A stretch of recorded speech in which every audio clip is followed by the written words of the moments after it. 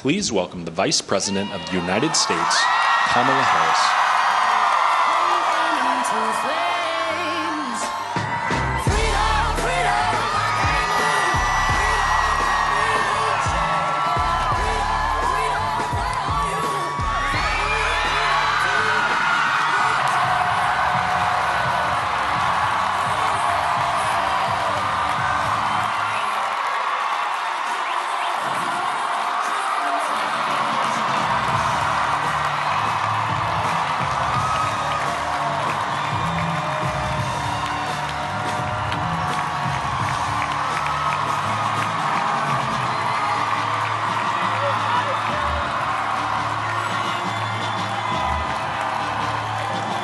Good afternoon. Good afternoon. Good.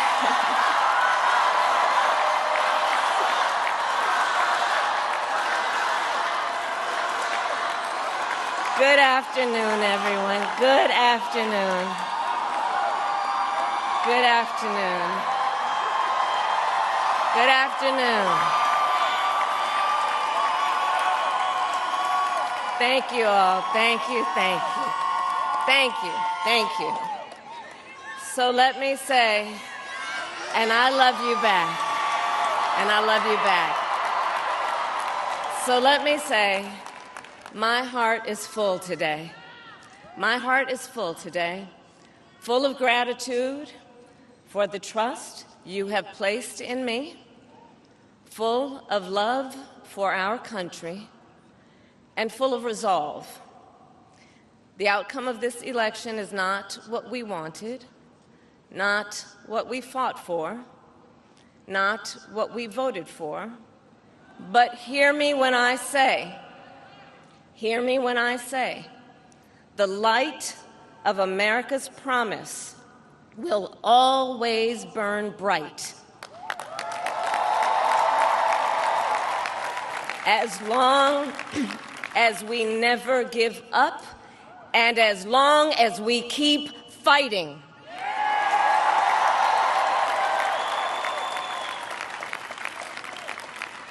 To my beloved Doug and our family, I love you so very much. To President Biden and Dr. Biden, thank you for your faith and support. To Governor Walz and the Walz family, I know your service to our nation will continue. And to my extraordinary team, to the volunteers who gave so much of themselves, to the poll workers and the local election officials, I thank you all. Look, I am so proud of the race we ran and the way we ran it. And the way we ran it over the 107 days of this campaign, we have been intentional about building community and building coalitions, bringing people together from every walk of life and background, united by love of country, with enthusiasm and joy in our fight for America's future. And we did it with the knowledge that we all have so much more in common than what separates us.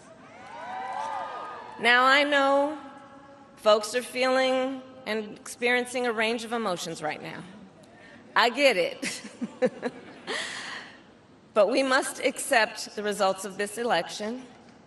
Earlier today, I spoke with President-elect Trump and congratulated him on his victory. I also told him that we will help him and his team with their transition, and that we will engage in a peaceful transfer of power.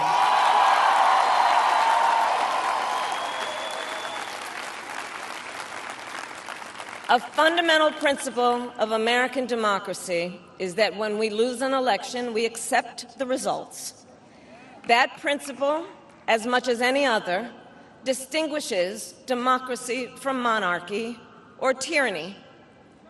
and anyone who seeks the public trust must honor it.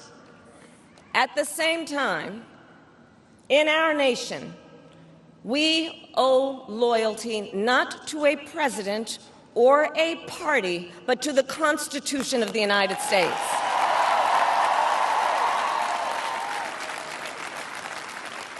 And loyalty to our conscience and to our God.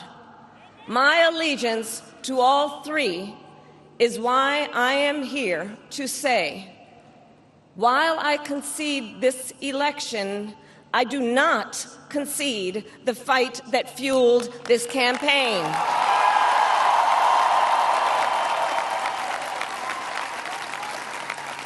The fight for freedom, for opportunity, for fairness, and the dignity of all people.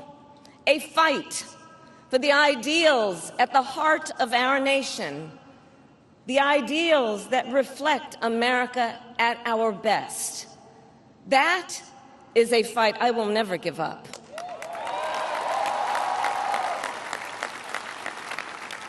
I will never give up the fight for a future where Americans can pursue their dreams, ambitions, and aspirations, where the women of America have the freedom to make decisions about their own body and not have their government telling them what to do. We will never give up the fight to protect our schools and our streets from gun violence. And America, we will never give up the fight for our democracy, for the rule of law, for equal justice, and for the sacred idea that every one of us, no matter who we are or where we start out, has certain fundamental rights and freedoms that must be respected and upheld.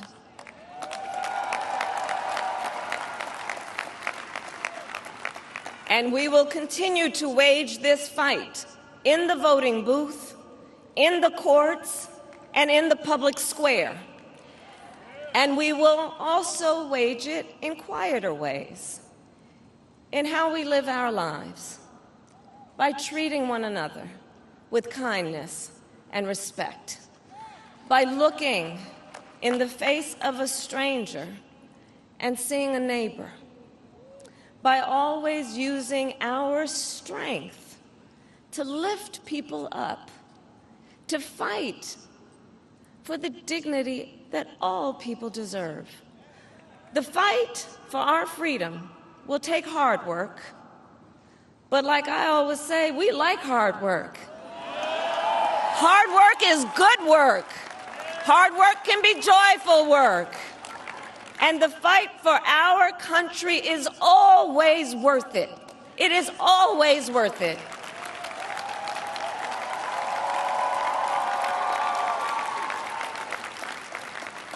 To the young people who are watching, it is... I love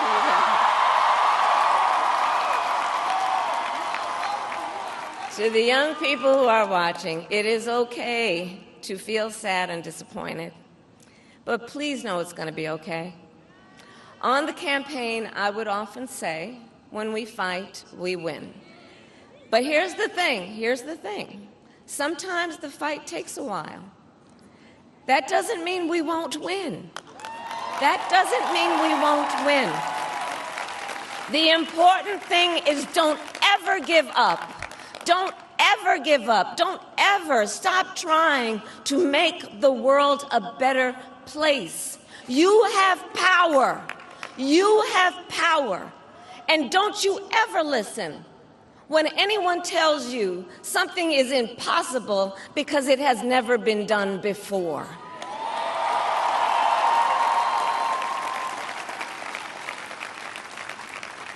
You have the capacity to do extraordinary good in the world. And so to everyone who is watching, do not despair. This is not a time to throw up our hands. This is a time to roll up our sleeves.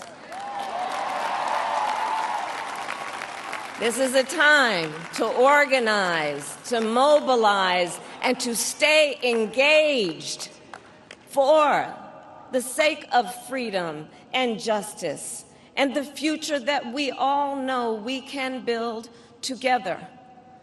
Look, many of you know I started out as a prosecutor, and throughout my career, I saw people at some of the worst times in their lives.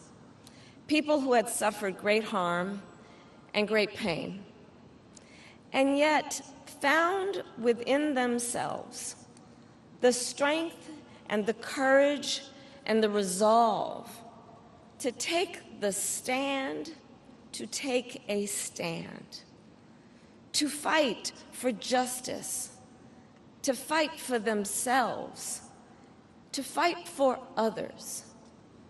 So let their courage be our inspiration. Let their determination be our charge. And I'll close with this. There's an adage an historian once called a law of history, true of every society across the ages. The adage is, only when it is dark enough can you see the stars.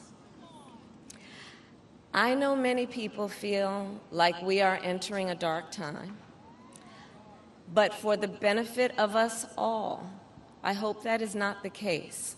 But here's the thing, America, if it is, let us fill the sky with the light of a brilliant, brilliant billion of stars. The light of optimism, of faith, of truth, and service.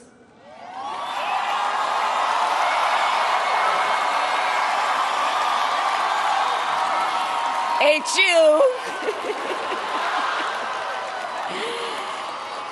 And may that work guide us, even in the face of setbacks, toward the extraordinary promise of the United States of America. I thank you all. May God bless you, and may God bless the United States of America. I thank you all.